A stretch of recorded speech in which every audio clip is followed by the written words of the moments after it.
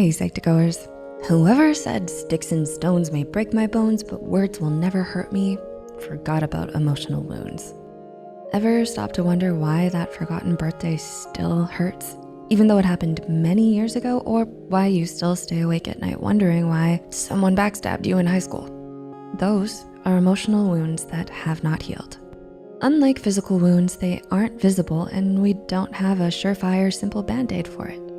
The good news is that healing these wounds takes a few different tactics that we may not have thought about before. So let's go through how to recognize that you need that emotional first aid kit and how to use it. Number 1, being alive, but not living. Sure, being alive can be clinically spelled out in cool terms. Your heart is beating, you're able to remember your name, you can perform work functions, you eat food, and you sleep at night. But living is different. It's when you follow a passion, do fun things, and do anything outside the bare necessities. Maybe you've lost a loved one, and since then you felt undeserving of happiness. So you cut yourself off from all these things. And before you know it, you start living in survival mode. You're alive, but not really. Step back, look at the situation.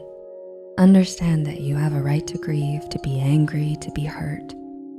Connecting with others can help you understand that living your life is not causing these things to happen.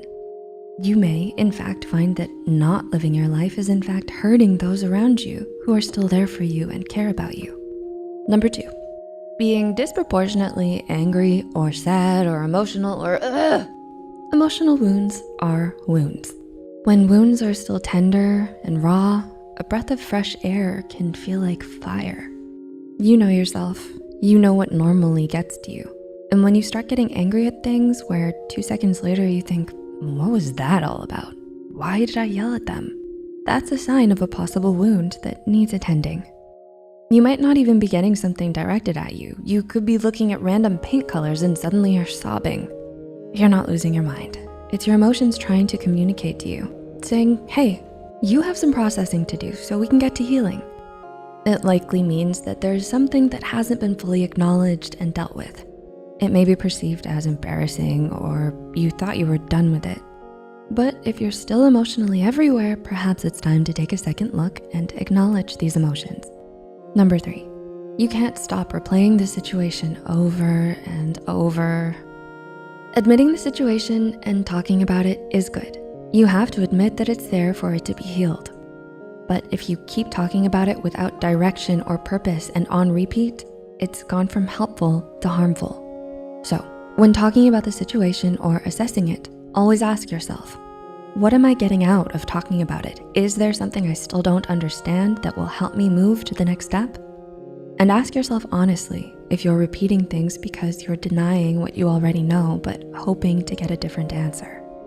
This is not closing a wound, it's reopening it and undoing all the hard work you've done before. Number 4, self-growth stunted by fear. Part of living or experiencing life is continuing to grow. Learn and reach out.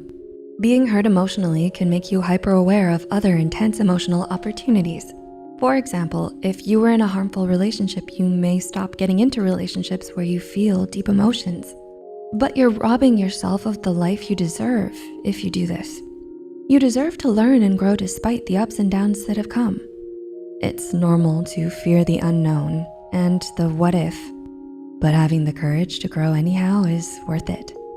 We're not saying don't fear, because that's inhuman. It's how you deal with it that matters. Understand your fear and recognize that the bad thing is not the only option that will happen. Recall, remember, and recognize all the factors that are on your side. Realize that these factors exert just as strong a force as anything else. Do what you need to give yourself the best chances possible. It could be having a backup plan, or it could be a different approach from the one taken before, but you can do this. And number 5, sleep schedule. What sleep schedule? Have you been losing sleep? Even when you haven't been downing caffeine or stay awake meds? If so, something is going on emotionally. Ironically, getting good sleep is one of the things that will assist with healing that wound.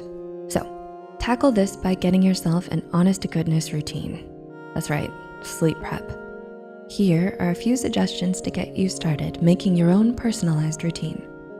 No food or electronics 1 hour before your goal sleep time. Meditate to calm and quiet your mind. Sip some warm tea with natural calming agents like chamomile. Sleep helps your whole you recoup. Persistence and courage are required to heal emotional trauma. Many of us can agree that emotional trauma cuts deeper and lasts longer than most physical injuries.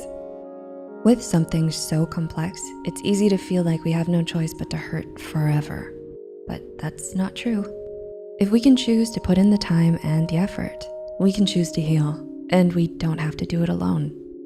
To navigate this journey, it's normal and even encouraged to speak to the guidance of a seasoned professional. You are worth the time and effort. Don't rob yourself of the best life you could live. How do these points resonate with you? Please feel free to comment and discuss any methods you've tried or things you're puzzling over. Thanks so much for watching, and we'll see you soon.